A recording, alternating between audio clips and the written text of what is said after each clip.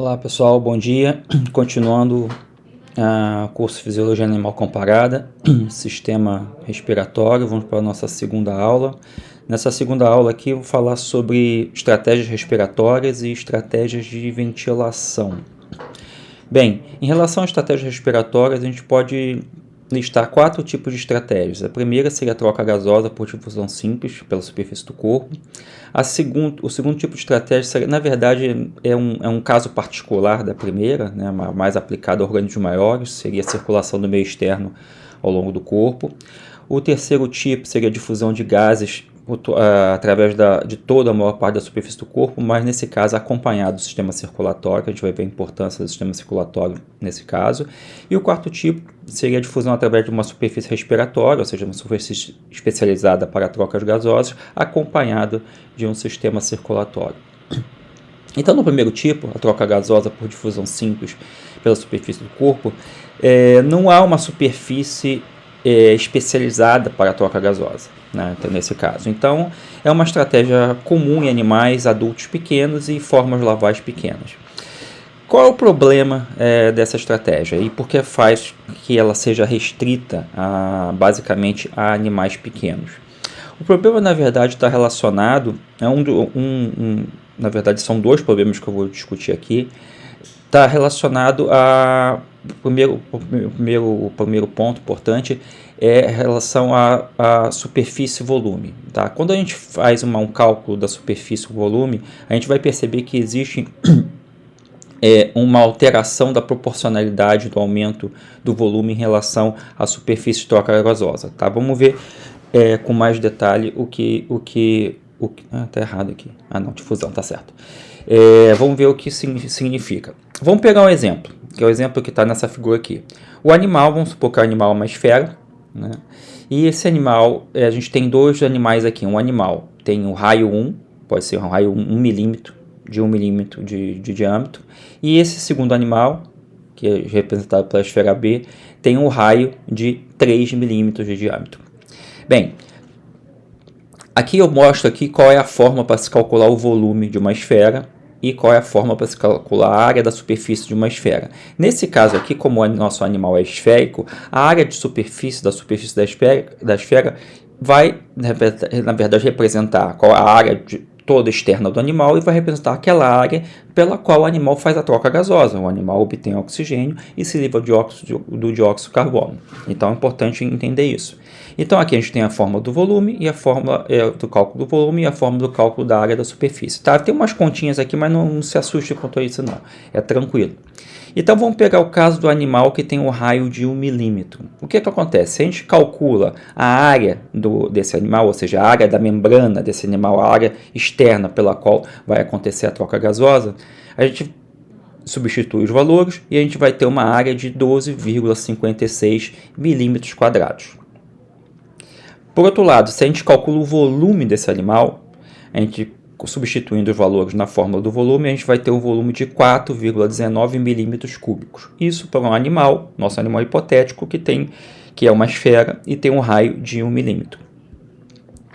Se a gente faz esses mesmos cálculos para o nosso animal hipotético, que tem um raio de 3 milímetros, o que a gente tem?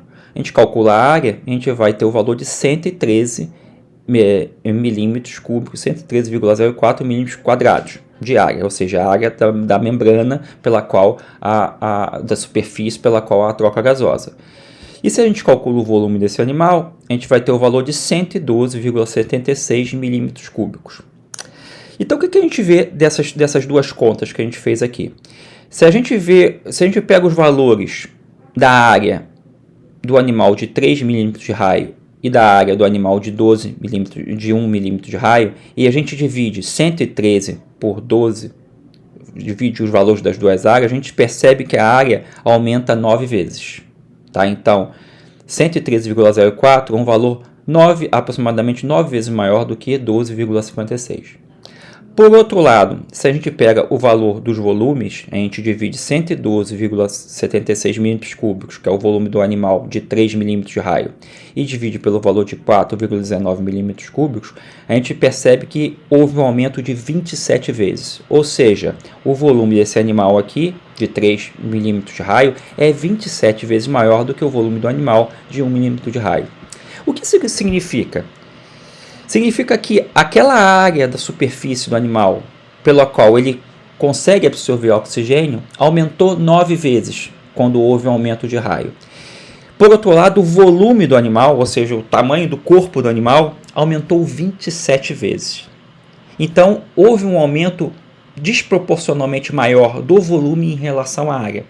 Isso vai fazer com que aconteça o quê? Existe uma dificuldade nesse caso do animal, quando o animal cresce, né, quando a troca gasosa acontece por difusão simples pela superfície do corpo, quanto maior o animal, maior vai ser o aumento do volume dele e o aumento da área não aumenta proporcionalmente ao aumento do volume. Isso faz com que o animal, por unidade de volume, ele consiga absorver menos oxigênio por unidade de volume, porque a área de troca gasosa daquele animal não vai aumentar na mesma proporção do volume. Então isso vai trazer para o animal uma dificuldade. Ele não vai conseguir, um animal grande, teoricamente grande, que faça troca gasosa somente por difusão, ele não consegue absorver oxigênio suficiente para o seu volume de corpo, porque a área de membrana dele em relação ao volume é pequena. Então, essa é uma dificuldade que está relacionada à relação superfície-volume. Um aumento do tamanho do animal vai fazer com que o seu volume aumente muito mais em relação à área. E considerando que a área é justamente essa área da superfície do corpo, é a área pela qual ocorre a troca gasosa, isso vai fazer com que o animal adquira menos oxigênio em relação ao seu volume. E isso vai levar a uma limitação de tamanho do animal. Né? Isso é uma das explicações que leva, uma das razões que leva essa limitação de tamanho dos animais que fazem troca gasosa somente pela superfície do corpo. São animais que são geralmente animais muito pequenos e geralmente animais também muito finos. Por quê? Porque eles não podem aumentar muito no seu tamanho, porque um aumento de tamanho vai fazer com que a área de troca gasosa não aumente na mesma proporção do que o volume do animal. Eu falei que os seus animais, eles também são finos. Por que geralmente eles são finos? Por causa dessa segunda característica aqui, que é a limitação, né, da troca gasosa somente por difusão. O tempo de difusão do oxigênio, de qualquer gás, na verdade, mas aqui eu estou falando especificamente do oxigênio, ele aumenta com a distância. Ele aumenta, na verdade, com o quadrado da distância. Então, aqui a gente tem uma tabela mostrando, está em inglês, tá, mas está fácil a tradução, a distância de difusão da molécula de oxigênio e o tempo aproximadamente que é necessário para que haja essa difusão dessa molécula de oxigênio. Então, se uma molécula de oxigênio vai se difundir por uma distância de 10 nanômetros, então 10 nanômetros é 10 a menos 9 do metro, o tempo de difusão vai ser de 23,8 nanosegundos, então muito rápido. Por outro lado, se essa molécula se difunde numa distância de 100 nanômetros, o tempo de difusão já aumenta bastante. Aumenta para 2,38 microsegundos.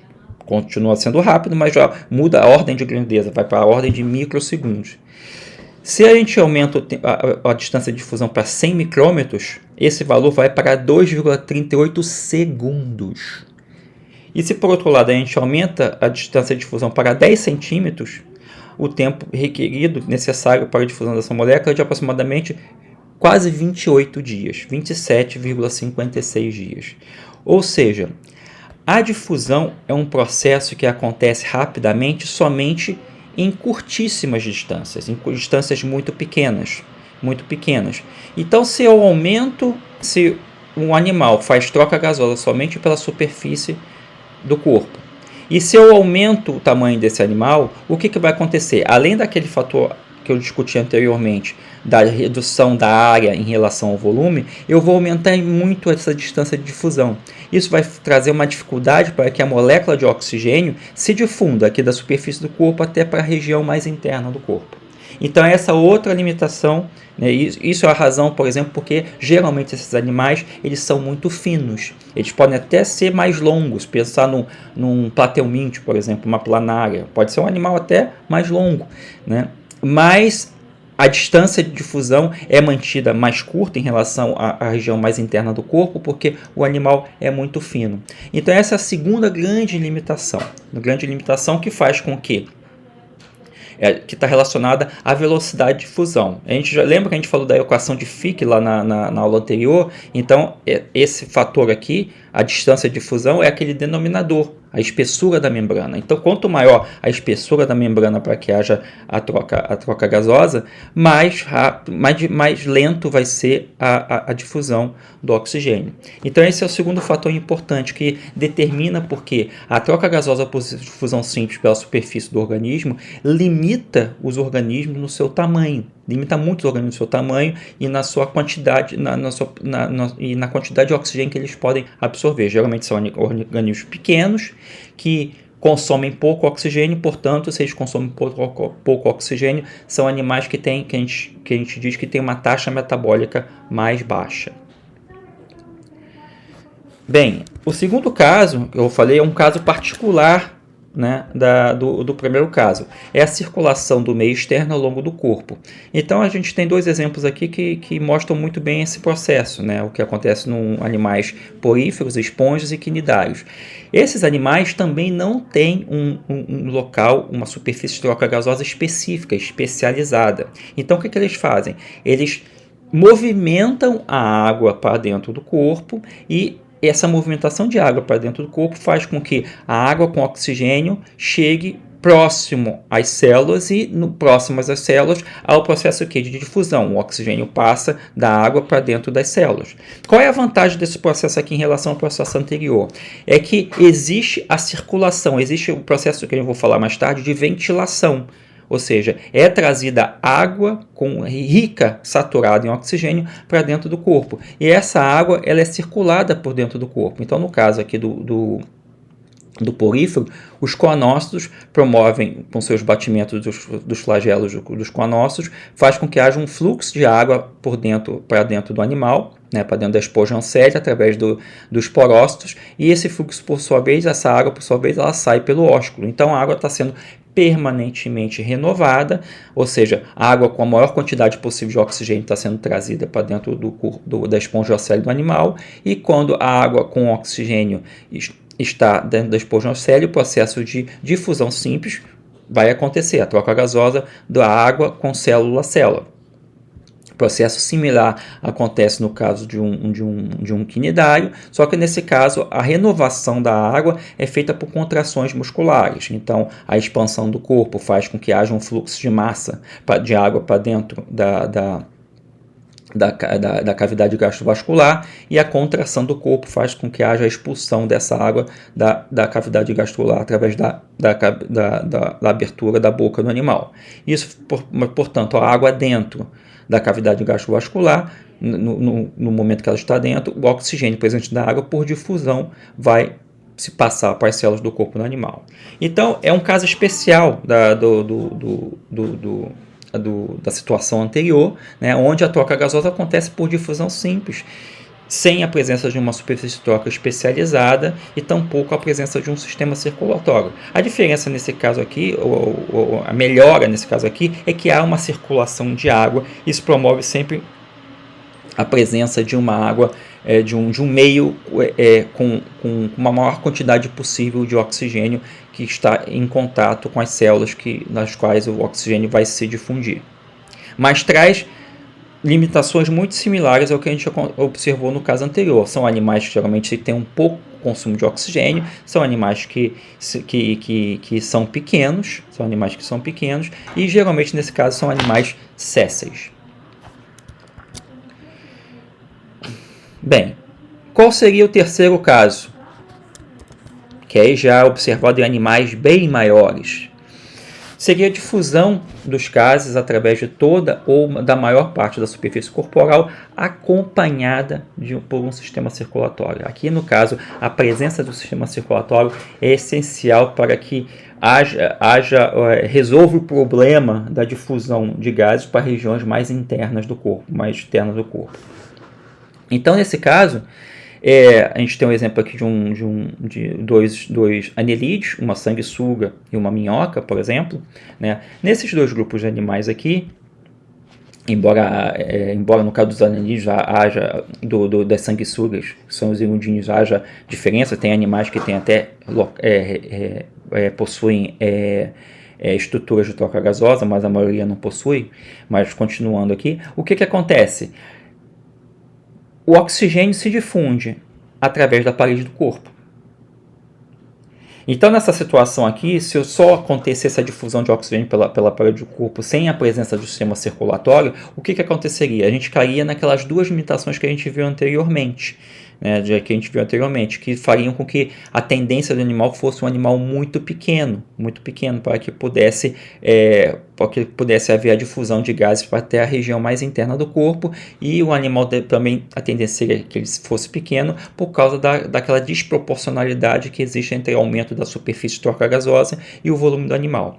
No entanto, nesse caso aqui, o oxigênio se difunde para dentro do corpo do animal, para as regiões superficiais do corpo do animal, mas, no entanto, o animal tem um sistema circulatório, que é um sistema circulatório que já tem os seus capilares, as suas ramificações bem superficiais no corpo, que vai fazer com que esse oxigênio, essa molécula de oxigênio que se difunde para dentro do corpo do animal, ela passe para o sistema circulatório, e o sistema circulatório, por sua vez, por fluxo de massa, ele circule esse oxigênio para as regiões mais internas do corpo e deixe essas moléculas de oxigênio disponíveis para as células do corpo para que haja a troca gasosa. Eu estou falando somente do oxigênio aqui, tá? Mas entenda, quando eu estou falando do oxigênio, tem a via de volta, tem o dióxido de carbono, a liberação de dióxido de carbono, tá?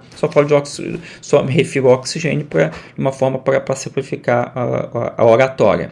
Então, essa situação a gente observa tanto nesses animais aqui aquáticos, no caso uma sanguessuga, um hirundinho, quanto no animal terrestre, na minhoca, um oligoqueta, que o oxigênio se difunde pela parede do corpo. No entanto, esse animal tem a sua superfície do corpo que é vascularizada, e esse oxigênio passa para dentro do sistema circulatório, e passando para dentro do sistema circulatório, essa molécula, por fluxo de massa dentro do sistema circulatório, faz com que essas moléculas de oxigênio cheguem próximo das células do corpo, das regiões mais internas do corpo, e haja o processo de difusão e troca gasosa.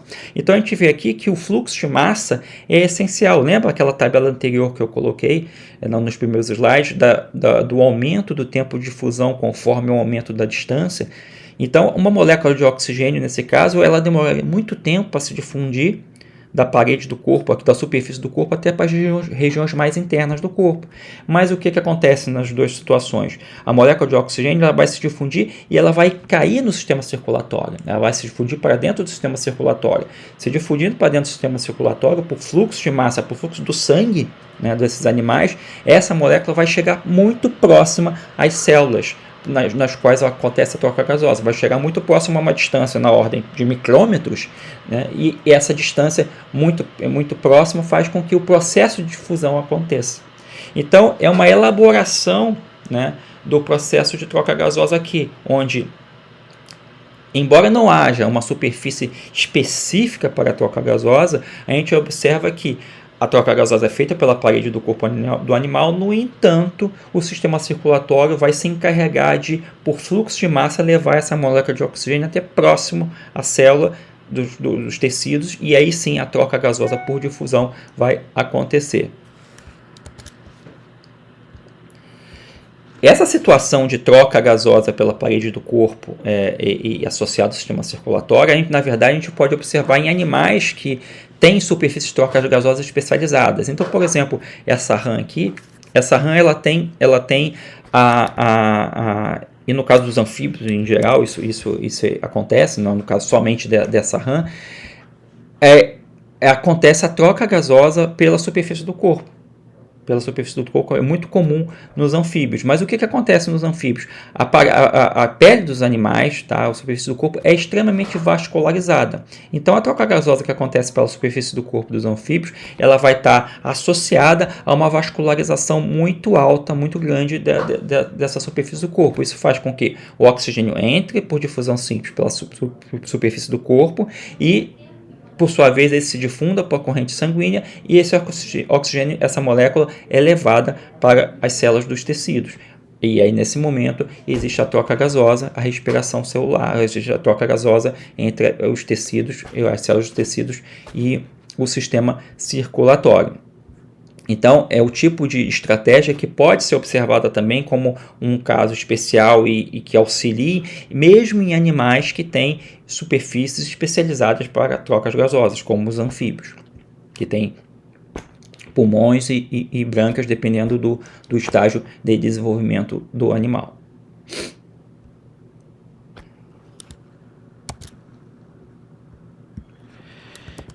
A quarta estratégia seria, na verdade, aquela que é mais familiar para a gente, porque é a nossa estratégia, né? A nossa estratégia, que é a difusão de animais pulmonados e animais que também têm brancas, que a gente vai ver isso mais adiante. Então, a difusão através da superfície respiratória acompanhada do sistema circulatório, ou seja, existe uma superfície respiratória, existe uma superfície especializada para a troca gasosa. Então, no caso dos animais pulmonados, por fluxo de massa, o ar é trazido para dentro do pulmão, e no pulmão, na região dos alvéolos, existe a troca gasosa, e os alvéolos são altamente vascularizados. A gente vai mostrar mais adiante figuras mostrando isso.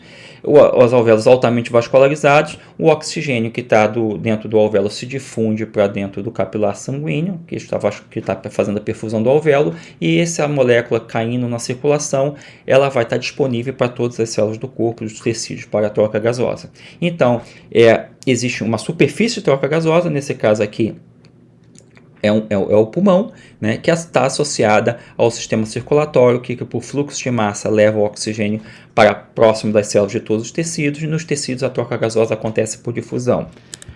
Isso no animal pulmonado. Aqui no animal que tem brânquia, um peixe, por exemplo, o processo é muito similar, só que nesse caso existe a ventilação de água com oxigênio até a região de troca gasosa, que são as brânquias, e nas brânquias, as brânquias são perfundidas, tem circulação sanguínea, e aquele oxigênio que está na água passa para o filamento branquial, por sua vez entra na circulação sanguínea, e essa molécula de oxigênio é distribuída para todos os tecidos do corpo para que haja a troca gasosa. Então, é uma difusão através de uma superfície a difusão do oxigênio, no primeiro momento, através de uma superfície respiratória, uma brânquia com o pulmão. Quando essa difusão passa para o sistema circulatório, e por sua vez, no sistema circulatório, por fluxo de massa, essa molécula de oxigênio é levada para próximo dos tecidos, e quando chega próximo dos tecidos, novamente o processo de difusão do oxigênio para as células dos tecidos. Eu mostrei aqui brânquias e pulmões, né? Brânquias e pulmões. Qual é a diferença entre brânquia e pulmão? É muito comum, na verdade, se associar, categorizar se o animal tem uma brânquia ou tem um pulmão, de acordo com o ambiente que ele ocupa. E, na verdade, é um raciocínio que faz a sua lógica, porque a maioria esmagadora dos animais pulmonados são animais de respiração aérea, e a maioria esmagadora dos animais que possuem brânquias são animais de respiração aquática. No entanto, a definição de brânquia e pulmão não está ligada ao meio no qual os animais ocupam, que a gente vai ver algumas exceções que acontecem, né, ao longo das nossas próximas duas aulas. A definição de ser branca ou pulmão está relacionada à morfologia dessa superfície de troca gasosa, à morfologia dessa superfície respiratória. Então, pulmões são, na verdade, invaginações, são dobras para dentro do corpo, né? São dobras para dentro do corpo de uma superfície associada à troca gasosa. Então, qualquer dobra para dentro do corpo de uma superfície especializada para a troca gasosa é chamada de pulmão. Por sua vez, as brânquias são evaginações, ou seja, são dobras para fora, né, da superfície de troca gasosa. Então, uma brânquia é uma dobra para fora, ou seja, uma superfície de troca gasosa que é uma dobra da superfície do corpo para fora. A brânquia, por sua vez, ou seja, uma evaginação. As brânquias, por sua vez, podem ser chamadas de brânquias externas, ou seja, são brânquias que ficam livres no ambiente, né, não são cobertas por nenhuma outra estrutura, ou podem ser chamadas de brânquias internas. Essas evaginações que são nesse caso, são cobertas por uma estrutura do corpo, por uma câmara, formando uma câmara branquial, por exemplo. Então, nesse caso aqui, é um esquema de uma branquia interna. Uma branquia interna, qual é a vantagem de uma branquia interna? Uma branquia interna, ela é mais protegida, né? Mais protegida. Essa proteção, a branquia, como qualquer outra superfície tórica gasosa, é um tecido que é muito fino e muito sensível. Uma branquia externa, ela está, na verdade, à vista de predadores, ou está em contato com o ambiente, ela pode ser danificada, algum dano pode acontecer na superfície. No caso de uma branquia interna, ela está protegida, né, de qualquer dano físico a esse tecido. Isso vai levar com que, por sua vez, os animais que têm brânquias internas tenham estratégias para que jogue esse meio para dentro, para a água, no caso, na maior parte dos casos, jogue essa água para dentro dessa câmara branquial, estratégias de ventilação, para que haja um movimento de água para dentro dessa câmara branquial. Então, é importante notar aqui que a diferença entre a definição de brânquia e o pulmão, ela não está ligada ao ambiente no qual o animal está presente, e sim está ligada à morfologia da estrutura. O pulmão sendo uma invaginação da superfície de troca gasosa e a brânquia sendo uma evaginação da superfície de troca gasosa. Vamos falar um pouquinho aqui, eu já mencionei já cheguei a falar a palavra ventilação, então vamos falar do que definir, né, e falar de estratégias de ventilação.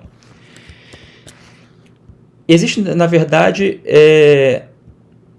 estão mostrados 2 tipos aqui, mas existem, na verdade, 3 tipos de ventilação. A primeira tipo de ventilação é o tipo de ventilação que não é direcional.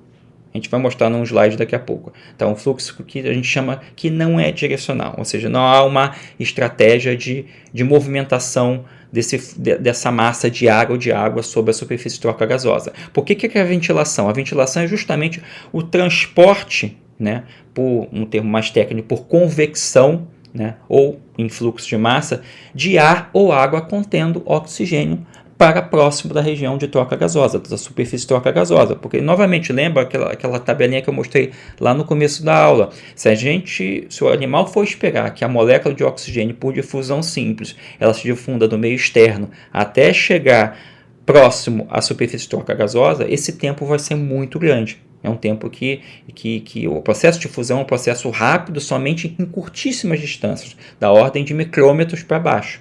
Mas em distâncias maiores, o processo de fusão é um processo muito longo. Então, é necessário que haja um fluxo de massa de ar ou de água para próximo da superfície de troca gasosa. Esse fluxo de massa ele acontece como? Lembra lá atrás da lei de Boyle? Vai acontecer por diferença de pressão. A água e o ar vão se movimentar sempre de uma região de maior pressão para uma região de menor pressão.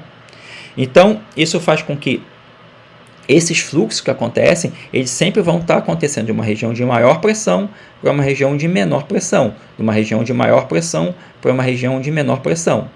Então, esses movimentos vão definir 2 tipos básicos de fluxos, que têm direções, né? O primeiro é o fluxo unidirecional. O que é o fluxo unidirecional? O fluxo unidirecional como o próprio nome sugere, o fluxo de massa de água ou de água vai acontecer numa única direção, através da superfície de troca gasosa. Então vamos pensar que, esquematicamente, que aqui no meio desse tubo, né, desse cilindro, tem a gente conta a superfície de troca gasosa, por exemplo, uma brânquia. Então, nesse caso aqui, o fluxo de água que vai passar pela essa brânquia, ele entra por esse poro inalante, passa pela brânquia e sai por esse poro exalante. Nesse caso, o que acontece? A água, o fluxo, a massa de água que está passando por essa brânquia, ela sempre vai estar passando com uma quantidade máxima de oxigênio possível. Porque ao passo que a água passa pela brânquia, acontece a troca gasosa e essa água sai da brânquia. E continuamente a água está entrando entrando pela essa câmara e passando pela branca. Então a quantidade máxima de oxigênio possível dissolvida na água sempre vai estar à disposição dessa superfície de troca gasosa. Então isso define o que é o fluxo unidirecional. Ele acontece numa única direção, a água ou o ar vão entrar por uma extremidade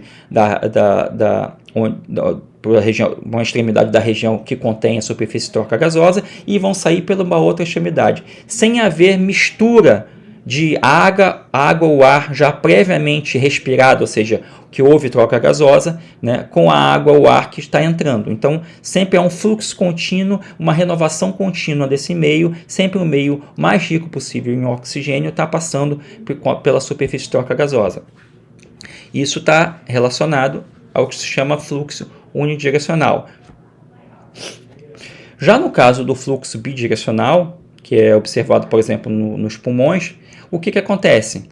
Existe um único local de entrada e saída do fluxo de massa. Nesse caso aqui, vamos supor que é um pulmão, entrada de ar. Então, nos nossos pulmões, aqui, vamos supor, isso aqui é um alvéolo de uma unidade de um alvéolo. Então, o ar sempre vai entrar por essa região. Acontece a troca gasosa aqui na região do alvéolo com o sangue que está perfundindo, os capilares que estão perfundindo esse alvéolo, e por fluxo de pressão, existe um aumento da pressão e esse ar vai sair do alvéolo. Ou seja, o ar puro, rico em oxigênio, que entra dentro do alvéolo, ele sempre vai se misturar um pouco com o ar que já foi previamente sujeito à troca gasosa. Porque no momento que existe a expulsão do ar de dentro do alvéolo, o ar sai do alvéolo por aumento da pressão, quando o ar sai de dentro do alvéolo, o alvéolo não fica no vácuo, ele não colapsa completamente, ele sempre vai ficar com um pouco inflado, com um pouco de ar. Não há o colapsamento da parede alveolar, ele sempre fica aberto. E como ele fica aberto, sempre vai permanecer um ar residual dentro do alvéolo. Então o ar puro com oxigênio vai entrar, vai fazer a troca gasosa com a perfusão sanguínea do alvéolo e ele vai sair por diferença de pressão. Quando existe a compressão da caixa torácica, vai haver aumento da pressão. Esse aumento da pressão vai fazer com que o ar saia de dentro do alvéolo. Essa saída do ar de dentro do alvéolo vai fazer com que saia o ar do alvéolo, mas esse ar respirado que saiu do alvéolo, ele não vai sair completamente, o alvéolo não vai colapsar. Então vai permanecer sempre um pouco de ar que já foi previamente respirado, previamente sujeito à troca gasosa. E o processo é contínuo. Então, o fluxo bidirecional, ou também chamado fluxo corrente, também chamado de corrente, ele proporciona esse tipo de ventilação na qual o fluxo em massa de ar para dentro da superfície que faz a troca gasosa, ele vai acontecer sempre através da mesma estrutura, da mesma abertura, sem haver uma passagem contínua e uma renovação completa daquele meio que está sendo respirado. Então são os dois fluxos que existem, o fluxo unidirecional e o fluxo bidirecional. Quando tiver nas aulas posteriores, quando eu estiver mostrando a respiração comparada entre os organismos aéreos e os organismos aquáticos, eu vou enfatizar mais a questão do fluxo, tanto bidirecional e unidirecional, e discutir um pouquinho melhor essas diferenças de pressão que levam à movimentação do fluxo de ar ou de água, ou seja, o transporte por convecção. Tá? Então, a gente vai falar da lei de Boyle mais vezes. Deixa eu só pegar certo aqui. Então aqui eu só para mostrar a figura, é o tipo de ventilação, aqui nesse caso não direcional. Aqui a gente tem um nude branco, que tem a branca externa, uma branca externa exposta, e na verdade a ventilação dessas brancas está ao sabor da movimentação da corrente. da corrente de água, da movimentação de água que está aqui no ambiente. Até alguns animais eles têm processos ativos de movimentação dessas brânquias, mas vai ser um processo que vai ser uma ventilação que não seja direcional também. Então, no máximo, o animal vai ficar movimentando os filamentos branquiais de um lado para o outro. Mas não é o que a gente define como um tipo de ventilação unidirecional ou bidirecional. É uma ventilação que é definida como não direcional. Então, se a gente... aqui agora a gente vai juntar o tipo de ventilação, não direcional, unidirecional e bidirecional, com o modo que há a perfusão sanguínea dessa superfície respiratória. Então, lembra que a gente vai estar falando aqui, no caso sempre de animais que têm uma superfície de troca gasosa especializada associada a um sistema circulatório. Então, no caso da ventilação não direcional, a gente tem aqui mostrado de uma forma bem esquemática a superfície respiratória. Então seria a membrana, né? Seria a superfície do corpo, a superfície dessa brânquia, ou no caso aqui uma porção da superfície do corpo desse anfíbio. Então tem a superfície de troca gasosa, o fluxo do meio não é direcional, isso se aplica também à respiração cutânea, tá? Então o fluxo do meio não é direcional, o animal não controla o fluxo de ar, nesse caso aqui, ou de água, né, que acontece, não controla o fluxo de água que acontece na superfície do corpo desse animal. Então o fluxo do meio não é direcional, esse meio com oxigênio entra em contato com a superfície de troca gasosa, e, por outro lado, essa superfície de troca gasosa ela está sendo irrigada, está sendo perfundida com um fluxo sanguíneo. Então, o que vai acontecer? O oxigênio vai passar no meio, atravessar a superfície respiratória, superfície de troca gasosa, e passar para a circulação sanguínea, e a partir daqui ele será levado para o resto do corpo. Então, o que vai acontecer? Então, vamos aqui considerar nesse raciocínio aqui o que pode acontecer em relação às pressões parciais de oxigênio. Né? Lembra que a gente se refere a quantidade de oxigênio no meio, quando a gente está falando de gás, a gente se refere à pressão parcial, a não concentração. Então, o meio vai ter uma determinada pressão parcial de oxigênio, e que é mais alta que a pressão parcial de oxigênio do fluxo sanguíneo. Isso, pela equação de Fick, vai gerar um gradiente de concentração que vai fazer com que o oxigênio se difunda do meio externo, passando pela superfície respiratória para o meio interno, ou seja, isso difunda aqui para a circulação sanguínea, para esse capilar. Então, o que vai acontecer em relação às pressões parciais de oxigênio, tanto do meio quanto da circulação sanguínea nessa situação? Então, aqui a gente tem a mesma figura, e associada a essa figura a gente tem um gráfico mostrando as pressões parciais de oxigênio com a distância. Pressão parcial de oxigênio do meio, que está mostrado em cinza aqui, e a pressão parcial de oxigênio no sangue. Então o que está mostrando nessa figura? Está mostrando que no momento que a água, vamos facilitar, então a gente tem um exemplo desse nude branco aqui. Então no momento que a água está em contato com a superfície, entra em contato com a superfície respiratória, essa água ela vai ter uma pressão parcial de oxigênio, que na verdade que vai ser constante. Essa água está sendo circulada aqui no meio, tem alguma forma de circulação não direcional pela corrente, né? Então, constantemente ela está em contato com a superfície de troca gasosa com uma pressão parcial de oxigênio constante. Então, a quantidade de oxigênio que tem naquela água é constante, então ela vai estar constante ao longo da distância.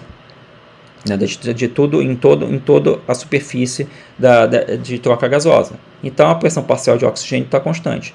Ao passo que o sangue entra em contato com a superfície de troca gasosa, o que vai acontecer? O oxigênio vai passar do meio externo da água vai passando por difusão através da superfície de troca gasosa, vai passando no meio externo para o sangue. E isso vai enriquecendo o sangue em oxigênio, fazendo com que a pressão parcial de oxigênio aumente. Por que, de novo, por que a do meio aqui não baixa? A do meio não baixa porque essa água está em circulação constante. Vamos assumir que existe uma circulação constante de água. Então está sempre tendo uma água aqui mais rica em oxigênio. Então o que vai acontecer nesse caso? a pressão parcial de oxigênio no meio vai permanecer constante e alta, e a pressão parcial de oxigênio no sangue vai, no primeiro momento, ela é baixa, ao passo que ele vai perfundindo essa brânquia aqui, ele vai aumentando a sua pressão parcial e chega até o máximo. Né? Então, a tendência nessa estratégia de ventilação associada ao fluxo sanguíneo é que o sangue saia aqui da superfície de troca gasosa, esse sangue que sai da brânquia, ele saia com uma quantidade de oxigênio muito próxima à quantidade de oxigênio do meio. Então, no caso, é um tipo até relativamente eficiente de troca gasosa, porque a quantidade de oxigênio do meio vai ser, no final das contas, muito próxima à quantidade de oxigênio associada que sai da brânquia, ou seja, que no momento final que perfunde a brânquia, a quantidade de oxigênio, a pressão parcial de oxigênio no sangue vai ser muito próxima à pressão parcial de oxigênio no meio. Qual é a dificuldade dessa situação aqui? A dificuldade dessa situação aqui, eu não tenho a figura aqui, mas depois eu vou mostrar nos slides, é que se essa água não tem renovação, a quantidade de oxigênio no meio ela vai diminuindo com o tempo. Porque o oxigênio vai passando através da superfície respiratória para o sangue, ou seja, vai aumentando a pressão parcial de oxigênio no sangue, mas a pressão parcial de oxigênio no meio ela vai diminuindo. Isso vai fazer com que, no final das contas, a quantidade de oxigênio que sai do sangue vai ser mais baixa, a quantidade de oxigênio que sai da brânquia, que a pressão parcial de oxigênio no sangue saindo da brânquia vai ser mais baixa do que nessa situação, porque a pressão parcial de oxigênio no meio ela vai gradativamente diminuindo, porque esse meio aqui não tem circulação de água. Então é uma dificuldade desse tipo de troca gasosa. Vamos pegar uma outra situação aqui. Uma situação na qual a gente tem ventilação bidirecional associada à perfusão sanguínea. Então, nesse caso, o meio inspirado, no caso, um pulmão aqui, o ar entra dentro do alvéolo, há a troca gasosa através da superfície da membrana do alvéolo, e esse oxigênio passa para a circulação sanguínea e enriquece o sangue em pressão parcial de oxigênio, e o sangue sai do alvéolo, né, e vai direcionado aos demais tecidos do corpo, sai dos alvéolos. Então aqui a gente tem os alvéolos mostrando a perfusão sanguínea, né, em vermelho mostrando esse ar altamente oxigenado. O que acontece nesse caso de ventilação bidirecional associada à movimentação da perfusão sanguínea? Se a gente coloca aquele gráfico similar da situação anterior. Novamente, de uma maneira similar, a gente tem a pressão parcial de oxigênio no sangue e a pressão parcial do ar. Então, aqui a pressão parcial do ar inspirado é uma pressão parcial de oxigênio mais alta. A partir do momento que esse ar inspirado ele entra dentro do alvéolo, o que vai acontecer? Começa a haver a troca gasosa entre o ar dentro do alvéolo com o sangue, através da superfície, através da membrana do alvéolo. Então, esse ar inspirado vai perdendo oxigênio e faz com que a pressão parcial desse ar vai diminuindo, até chegar o momento que o ar expirado vai ter uma pressão parcial de oxigênio mais baixa do que o ar inspirado. Ao passo que no sangue, a pressão parcial de oxigênio no sangue, no primeiro momento, quando o sangue está entrando em contato com a membrana alveolar, é uma pressão parcial de oxigênio mais baixa. Esse sangue ele vai se enriquecendo em oxigênio, até o momento que não há mais passagem de oxigênio do ar que está dentro do alvéolo para dentro não há mais a difusão de oxigênio do ar alveolar para a corrente sanguínea e se estabiliza no valor de pressão parcial de oxigênio no sangue, que é um valor de pressão parcial de oxigênio do sangue que é mais baixo do que o ar expirado. Isso acontece conosco quando nós respiramos. O nosso ar que sai dos nossos pulmões é um ar que tem mais oxigênio, tem uma pressão parcial de oxigênio que é mais alta do que o sangue que acabou de perfundir o alvéolo. Tá? Então é uma troca gasosa que não tem uma eficiência máxima, ou seja, a quantidade de oxigênio que está em termos de pressão parcial, que está no sangue, que sai do alvéolo, é menor do que a pressão parcial de oxigênio do ar que está sendo inspirado. Por que isso acontece? Isso acontece porque, no primeiro momento, onde existe o ar que entra dentro do alvéolo, ele tem a pressão parcial máxima de oxigênio. Nesse primeiro momento, existe uma grande diferença, gradiente de concentração de pressão parciais entre o ar inspirado e o sangue. Então, nesse momento, a passagem de oxigênio por difusão do ar inspirado para o sangue é máxima, porque as pressões parciais, o gradiente de pressão parcial é alto. A partir do momento que existe uma diminuição do gradiente de pressão parcial, a taxa de difusão vai diminuindo. Até no momento que vai chegar no equilíbrio, né? Vai chegar não chega no equilíbrio, na verdade. Não chega no equilíbrio porque o sangue não fica parado aqui, ele vai passando, ele vai perfundindo. Mas vai chegar no momento onde o ar expirado vai sair e o sangue perfundido vai sair do alvéolo. Nesse momento aqui, que acontece esses dois fenômenos, esses dois fatos, o ar expirado ainda vai ter mais oxigênio em termos de pressão parcial do que o sangue que saiu do alvéolo. Então, não é uma troca gasosa que alcança o máximo de eficiência. Qual seria o máximo de eficiência? O máximo de eficiência seria que a pressão parcial de oxigênio no sangue fosse mais alta do que a pressão parcial do ar expirado ou do meio expirado. Ou seja, fosse retirado o máximo possível de oxigênio passando do ar que está sendo ventilado ou da água que está sendo ventilada nessa superfície de troca gasosa para o sangue. Mas não é o caso que acontece com a ventilação bidirecional. Então, no caso na nossa ventilação pulmonar, o ar que nós expiramos ainda tem mais oxigênio do que o sangue que sai dos alvéolos.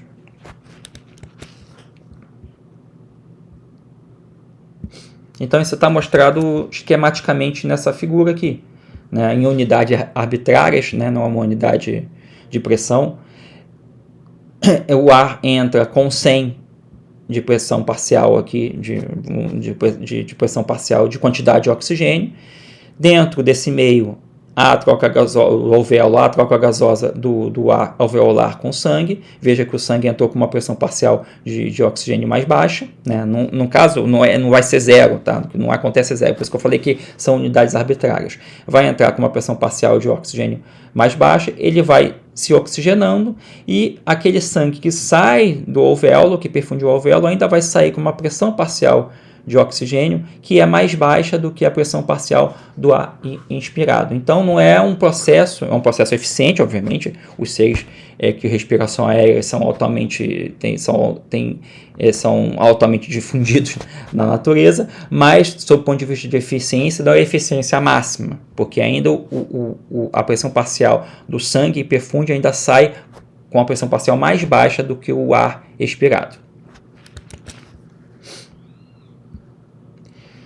Vamos pegar uma terceira situação aqui, onde existe ventilação unidirecional, ou seja, vamos pensar numa câmara branquial, numa câmara interna, tá? Uma brânquia interna que está dentro de uma câmara branquial. Então a água entra por uma extremidade aqui da câmara branquial e sai por uma extremidade posterior da câmara branquial. Então a água está sempre fluindo numa única direção.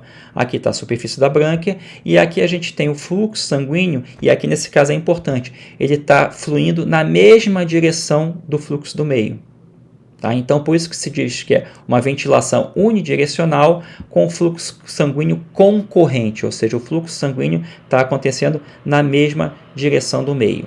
Então o que acontece? Mesma direção do fluxo do meio. Então o que acontece nessa situação? O meio, no caso aqui a água, no nosso exemplo, entra dentro da brânquia, da câmara branquial, com uma pressão parcial máxima de oxigênio. E a partir do momento que ele entra dentro da brânquia, o sangue está perfundindo essa brânquia, ele entra na brânquia com uma pressão parcial mínima, de oxigênio mínima. Começa a acontecer a troca gasosa, porque nesse momento aqui o gradiente de concentração é alto. E a troca gasosa vai acontecendo, a partir do momento que o meio vai fluindo, ele vai perdendo oxigênio para o sangue, e o sangue vai se enriquecendo em oxigênio. Vai acontecer um processo muito similar ao que acontece na ventilação bidirecional que a gente viu anteriormente. O sangue que está saindo dessa brânquia vai sair com uma quantidade de oxigênio, a pressão parcial de oxigênio, que é um pouco abaixo da pressão parcial de oxigênio do meio. Então, mesmo nesse caso aqui, que há um fluxo unidirecional, ou seja, existe uma renovação permanente da água que está acontecendo nessa superfície respiratória, diferente do fluxo bidirecional, que sempre vai ter um meio que já foi previamente respirado, que vai estar sendo misturado com o meio novo que está chegando.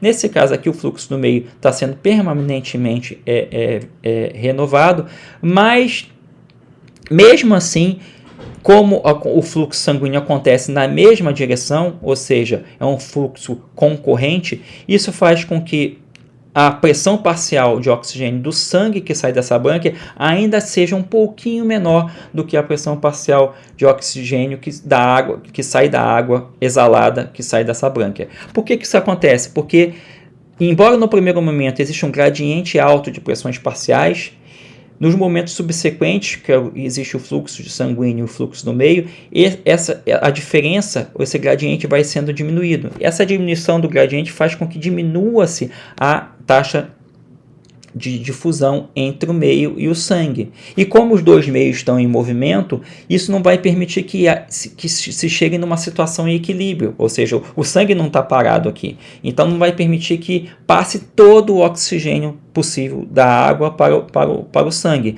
Então isso vai fazer com que no momento final, onde o sangue está saindo da brânquia e o meio passou aqui pela brânquia, o meio ainda tem uma pressão parcial de oxigênio um pouco mais alta do que a pressão parcial de oxigênio do sangue que está saindo da brânquia.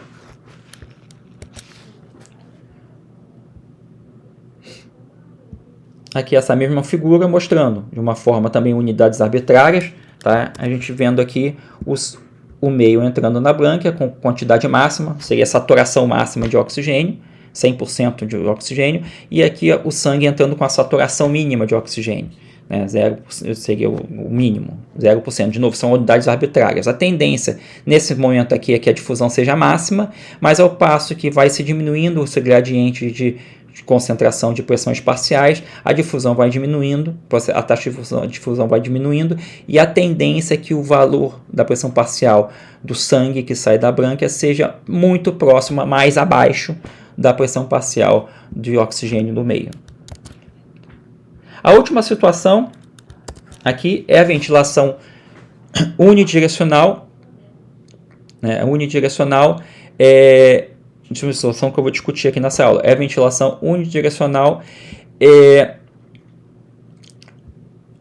No caso, vamos continuar o exemplo de uma brânquia. Então, o fluxo de água na brânquia, uma brânquia interna. Então, a água entra na câmara branquial por esse poro anterior e sai da câmara branquial por essa região posterior.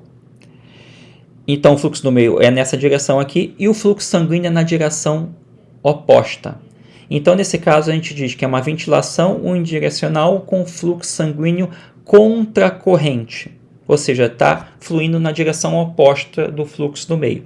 Nessa situação, o que a gente vê no gráfico aqui? A gente vê no gráfico, a gente presta atenção, o gráfico é um pouco diferente dos anteriores, a gente tem a entrada do sangue com pressão parcial mínima de oxigênio no sangue. Então, o sangue está entrando aqui com a pressão parcial mínima de oxigênio. E do outro lado do gráfico, a gente vê a entrada do meio com a pressão parcial máxima de oxigênio no meio. Essa água está entrando altamente oxigenada.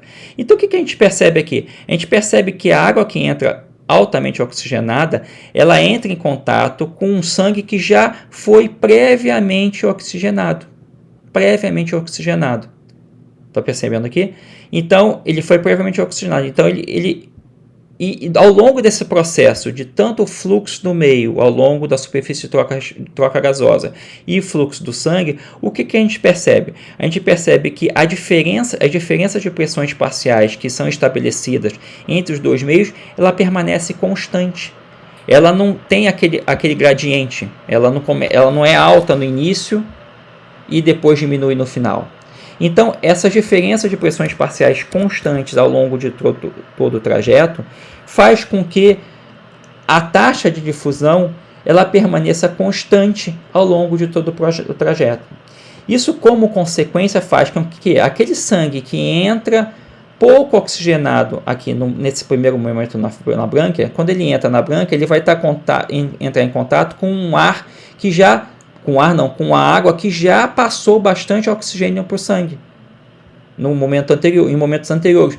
No entanto, a diferença, mesmo já tendo passado bastante oxigênio de sangue, o gradiente de concentração ele ainda ele é constante ao longo de todo o tempo. Isso faz com que a taxa de difusão ao longo de toda a distância que o sangue está fluindo pela essa brânquia seja constante. Essa constância na taxa de difusão, ou seja, não havendo essa diminuição da taxa de difusão, faz com que a gente chegue numa situação muito interessante quando a gente observa a ventilação unidirecional com um fluxo sanguíneo contra a corrente, a situação muito interessante na qual o sangue que sai da brânquia, que está mostrado aqui, ele sai com uma pressão parcial de oxigênio mais alta do que a água que é exalada dessa brânquia. Está vendo? O valor aqui da pressão parcial do sangue é mais alta do que a pressão parcial da água que sai da brânquia.